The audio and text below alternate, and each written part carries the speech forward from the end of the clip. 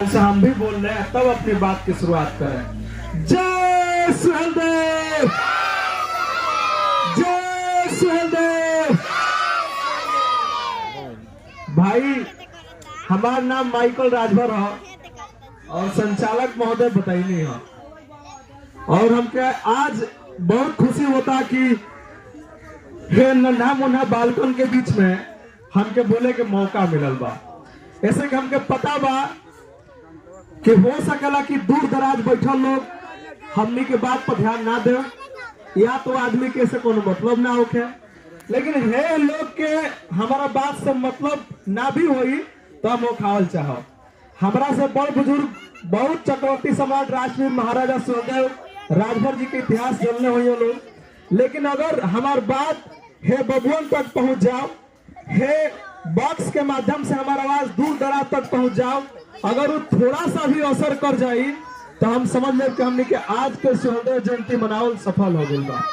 सबसे पहले हम जनपद के कई मंच पर देखने हैं कि जब भी सुहेलदेव जयंती के कार्यक्रम आवता तो हमने को एकरा में अपन राजनीतिक बात शामिल करते नहीं जा, लेकिन हम चाहत के एकरा में हमने के कोनो अपन राजनीतिक बात पर्सनली हम शामिल ना करी। हम जे एकरा जयंती पाइल बनी ओकरा बारे में दो चार बात गहरा जरूर बताई। हम चाहे कि हमरा के सुन के अगर वो बात संचित हो जाओ तो बेहतर बा।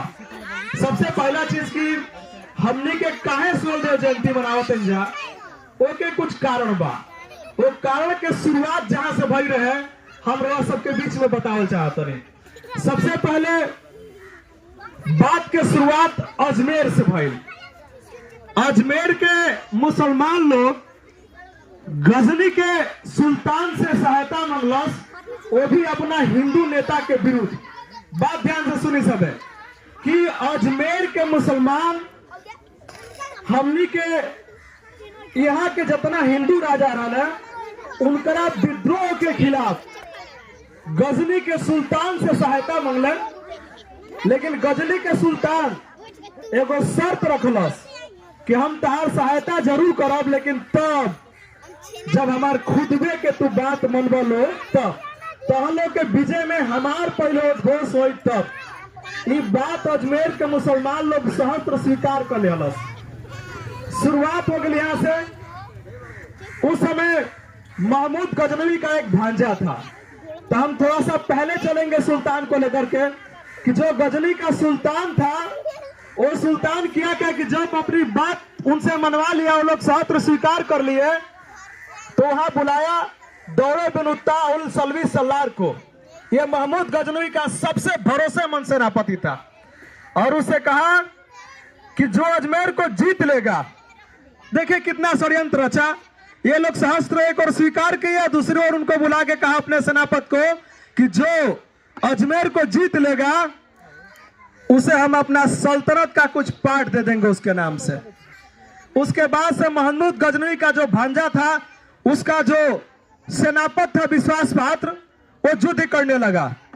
और युद्ध करते करते करते बताइए कि अफगानिस्तानी तुर्की आके हमारे अजमेर के, हमारे भारत के लोगों को, हिंदू राजाओं को हरा दिया। और जैसे ही हराया और इस बात की जानकारी जब गजनी के सुल्तान को हुआ, तो उसने सलार साहू से अपनी बहन की शादी करा दिया 1014 में।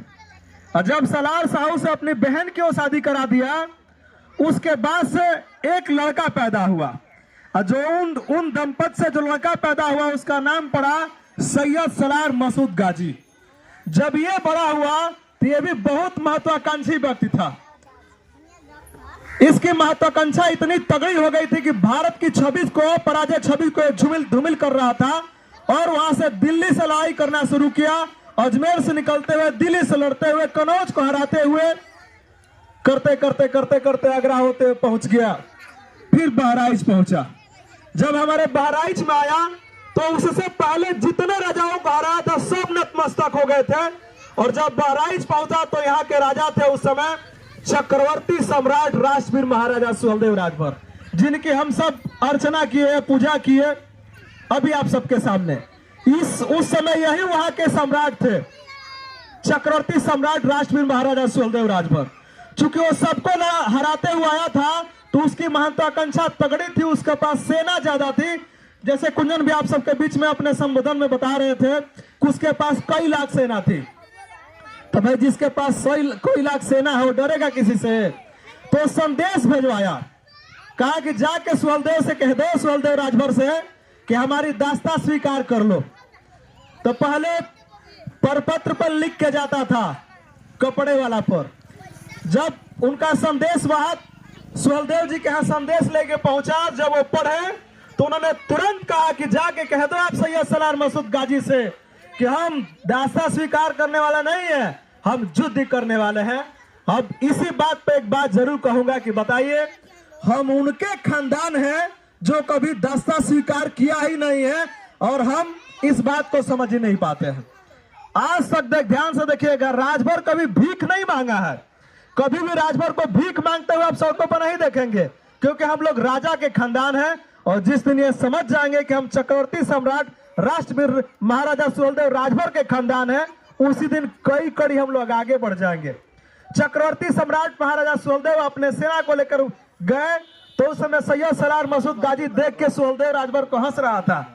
वो सोचा कि ये क्या युद्ध करेगा, इसके पास तो सेना की एक टुकड़ी है, और जिसके पास सेना की एक छोटी सी टुकड़ी हो क्या लड़ाई करेगा।